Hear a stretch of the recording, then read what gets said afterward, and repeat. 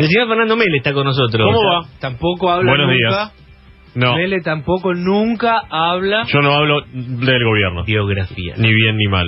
Sí, señor. Así se llama este sección. Sí, sí. Biografía. Primero vengo a tomar examen. Miren qué malo que vine hoy. No. Si nos van a poner en offside a Sí, nosotros nos voy a al dejar en aire, offside. no vamos a responder Al ningún tipo de pregunta. aire. No vamos a contestar. Offside al aire. Desafío oyentes también, Dale. a ver si alguno recuerda. Dale, si vos nos haces offside al aire, yo te hago offside a vos también. Dale. Bueno, pregunta del colegio primario. Pero no es una falencia de ustedes, creo que es una falencia generalizada y yo también estoy incluido en ella. ¿Qué día se creó la bandera? El 20 de junio no. No es el 20 de junio, por supuesto. Está claro. Febrero de... Bueno, no importa, de febrero. Del 12. 8-12. Exactamente, 27 No de me febrero. acuerdo qué día puntual, pero sé que era El febrero. 27 de febrero. ¿Algún 27 de febrero escuchamos? ¿Acaso? Decir, un día como hoy se creaba la bandera. Raro, No, porque ¿verdad? acá solemos recordar las muertes. Recordamos las muertes creaciones. y celebramos el Día de la Bandera, el día que murió No, y además... el personaje de hoy. Están todos los no nenes de están- vacaciones. claro, como no para hacer están que- las clases todavía. No hay acto. No le echen la culpa, no importa. Nosotros somos todos responsables. Hoy tenés razón. Hoy te lo voy a decir a mi hijo. ¿Vos sabés cuándo se creó la bandera? No, ¿cuándo? Y le vas a Y le voy a enseñar. decir el 27 de febrero. Porque justo 27 de ayer mi hijo febrero. me hablaba de la bandera, mirá. Creada, por supuesto, por Manuel Belgrano. ¿Sabés que me preguntó dónde estaba la original de la bandera? Que sé. Y andás a verla. La prendieron fuego. La primera que se hizo bandera. por primera La vez primera, sí. al lado del río. Anda a preguntar a papá, hijo, anda a preguntar a papá. Sí. Cool. No, la Pará. respuesta es no jodas. ¿Cuántos colores tiene la No, yo le bandera? dije, preguntale a la maestra. Claro. ¿Cuántos colores tiene la bandera argentina?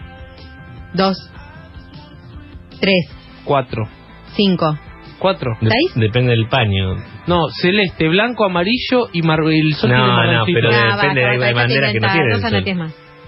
¿Cómo no? Vamos a hablar de todo eso si quieren, ¿Hay ¿eh? alguna bandera? Tenemos que No, conocer no todo. confundas a los pibes, Federico. Antes había dos banderas argentinas, una con sol y otra sin sol. Sí, es verdad. Después se cambió. La original lo tenía. Ahora vamos a hablar de todo eso. Hijo de un comerciante genovés, don Domingo Belgrano Peri, que después se le cambió el apellido a Pérez cuando vino acá, pero él no lo aceptó y se quedó con Belgrano solo, y María Josefa González Casero, hicieron nacer en Buenos Aires el 3 de junio de 1770, hace poco más de 247 años, a Manuel José Joaquín del Corazón de Jesús Belgrano. A la mierda. Es como Milani, tiene muchos nombres Belgrano. Es como Picasso tiene como 200 nombres. El Mono Burgos. Manuel José Joaquín del Corazón de Jesús Belgrano, si alguno quería que se lo Picasso, repita. Belgrano, bueno, Milani se llama en serio, ¿eh? César no sé cuánto del Corazón de Jesús. Milani se llama igual. Fue el octavo de 16 hermanos. 16 tipos. Hicieron nacer sus padres. Él fue Ay, el octavo pobre mujer. de una familia bastante acaudalada porque él era un comerciante exitoso de origen genovés. Estudió en lo que hoy es el Colegio Nacional, entonces Colegio San Carlos de Buenos Aires, y a los 16 años se fue a estudiar a España, a Salamanca y a Valladolid, y en 1793 se graduó como abogado. Una curiosidad, recibió una medalla de oro por alguna distinción porque le iba muy bien en sus estudios, y el Papa Pío VI, el Papa de aquel momento, le dio una autorización para leer literatura prohibida. Incluso... Y prohibida que no era literatura porno, ¿eh? Era prohibida por las ideas. Por las ideas, exactamente. Por eso accedió, por ejemplo, a leer a Montesquieu, a Rousseau, entre tantos otros grandes pensadores, aunque estaban considerados como heréticos para la Iglesia. Estando en España, vivió muy de cerca el proceso de Revolución Francesa, por lo tanto se nutrió mucho de los ideales que allí se gestaron, y en 1794 volvió a Buenos Aires, al Virreinato del Río de la Plata todavía, y fue designado como primer secretario del consulado. Fundó varias escuelas, impulsó mucho la educación, creó escuelas de dibujo, de matemática y de náutica, hasta que en 1806 llegan los ingleses a Buenos Aires, intentan invadir Buenos Aires, y él dice, aquí no puede suceder. Él, influenciado por la Revolución Francesa, por supuesto, anti-ingleses, se unió a milicias criollas para defender la ciudad de Buenos Aires. Y empezó así una carrera militar paralela a sus estudios en política y en economía, que no le gustaba para nada. No era lo militar lo suyo, no se había formado en ello, pero le solicitaron que se uniera. Se incorporó también a los movimientos de la independencia de 1910, mejor dicho, de la primera Junta de Gobierno, 1810, y notó que la idea de país que él tenía era absolutamente irrealizable si no nos independizábamos del gobierno español, si seguíamos con esto, con este dominio español. Desde 1809 llegaban a Buenos Aires las noticias de que España estaba siendo ocupada por Francia y fue uno de los protagonistas de la primera junta de gobierno del 25 de mayo de 1810, nombrado uno de los vocales de aquella junta. Que, como todo el mundo sabe, no fue el día de la independencia. No, exactamente. Hagamos de acordar a la gente que hizo el cartel del hizo el desfile. cartel, sí. El desfile, sí. 1816, no. Eso fue en 1810, fue la primera junta de gobierno con criollos. Una vez que finaliza todo este proceso, se le encomienda el mando del Ejército del Norte para ir a Paraguay, para en Paraguay unir a las fuerzas de aquel país para que se unan a la Argentina. Es decir, la idea era que Paraguay sea parte de la Argentina.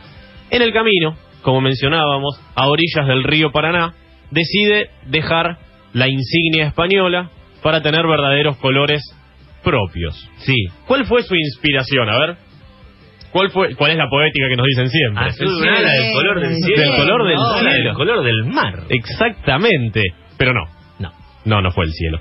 Era la vestimenta de la Virgen de la Inmaculada Concepción. No te puedo. Que tenía una capa celeste. Y sí, azul.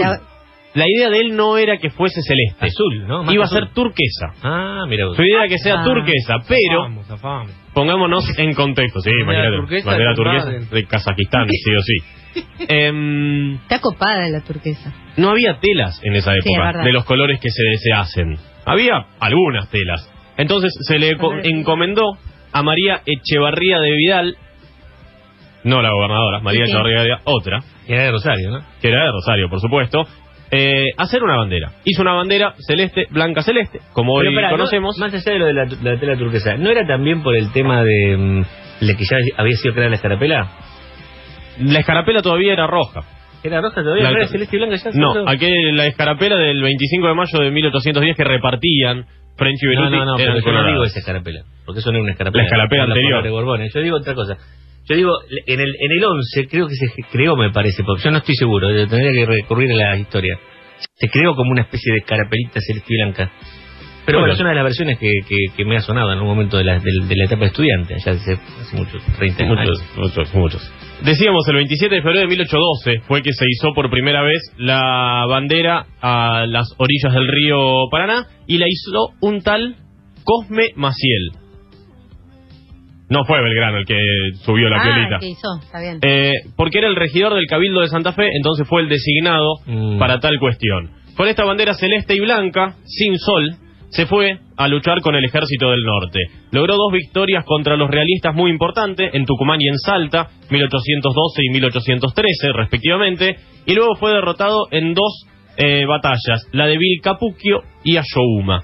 ¿Qué hizo? Lo hicieron retroceder mucho. Esas fueron victorias realistas muy importantes para sí. Sin embargo, dejó sembrada allí una semillita para la posterior independencia del Paraguay.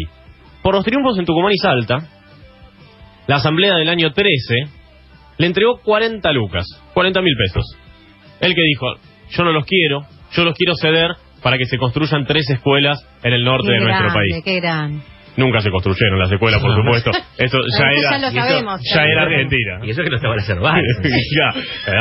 Imagínate. Ya lo sabemos. Y hubiese construido 6 en aquel caso. Y nos fijamos ahora, ya era Argentina, dice. Tiene razón. Sí, no oficial, porque era 13 todavía, no era total la independencia, pero ya empezábamos a ser gobernados por los que nacimos acá. Viajó a Inglaterra a intentar negociar la independencia argentina sin éxito y volvió al Congreso de Tucumán de 1816 y su idea, porque venía de Inglaterra, era instalar una monarquía constitucional, tal como había en aquel país, con Juan Bautista Tupac Amaru, el hermano de Tupac Amaru II, del rey Inca, como monarca de nuestro país. Esa era la ideología que tenía él, que por supuesto no prosperó y se instaló un directorio después de 1810.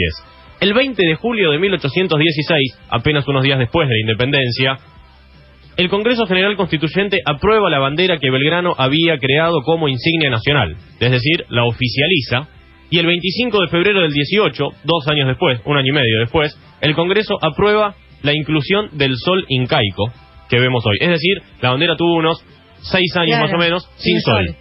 solo era celeste y blanca. Y le faltaba algo ahí. Era Este todo sol muy incaico o sol de mayo, como lo solemos llamar también, aparecía en la primera moneda que se había creado en las Provincias Unidas del Río de la Plata, inspirada en el dios del sol de los incas, por eso se llama el sol incaico.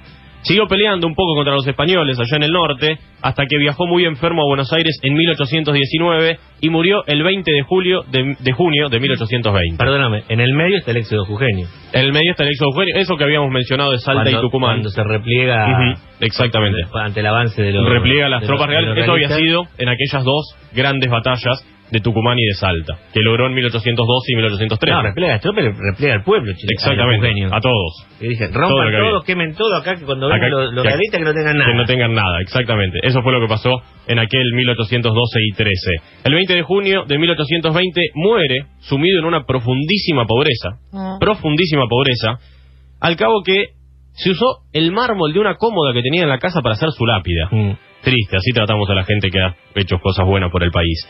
Buenos Aires, por aquella época, estaba muy asolada por lo que fue la anarquía del año 20, que fue un proceso del 18 al 23, donde hubo una suerte de guerra civil en la ciudad de Buenos Aires.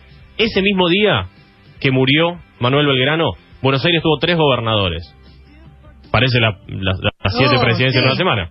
3 gobernadores en un día, por lo que solo un diario, El Despertador Teofilantrópico, se llamaba, hizo eco de la noticia de la muerte de Belgrano, y todos los demás lo ignoraron. Qué ingratitud. O sea que mucha gente abocada a la historia, cree que Belgrano es, o define a Belgrano como el gran prócer nacional, mucho más que San Martín. Sí. Entre otras cosas, porque San Martín peleó en una sola batalla. Una batalla, exactamente. Pero más allá de eso, y era una estratega militar distinto, pero mucho, Belgrano no venía del palo militar. No venía del palo militar, por eso era pero más... efectivamente, muchos pueden decir, hizo más por la independencia argentina que San Martín. Pueden decirlo así. Políticamente, sin ningún tipo de duda. San Martín, en cuanto a al latinoamericanismo, tal vez podemos afirmarlo como un salvador en ese sentido, un independentista en ese sentido. Los belgranianos son, yo conozco un par cuando digo belgranianos, de los institutos. Hay un instituto belgraniano muy grande en Buenos Aires. Sí, y acá en La Plata también, ¿no sabes con la pasión que hablan tipo? Sí. ¿No sabes con Juanjo Terry, ex compañero del diario? ¿No sabes con la pasión que habla de Belgrano? Por supuesto lo de San Martín también, ¿no? Los pro San Martín también usan la misma pasión.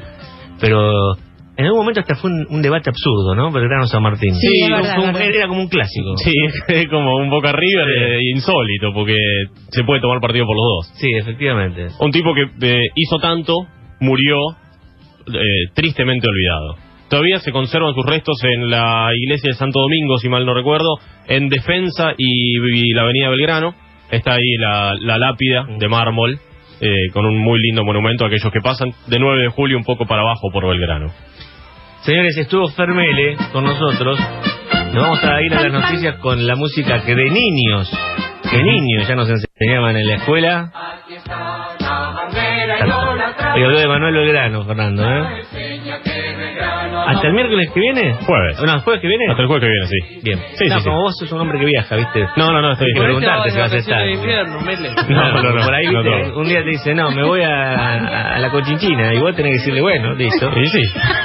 Efectivamente. Pero no, el jueves estamos. Bien, gracias, querido. Por favor. Nos vamos a las noticias en el 100.3 con Natalia Viceros.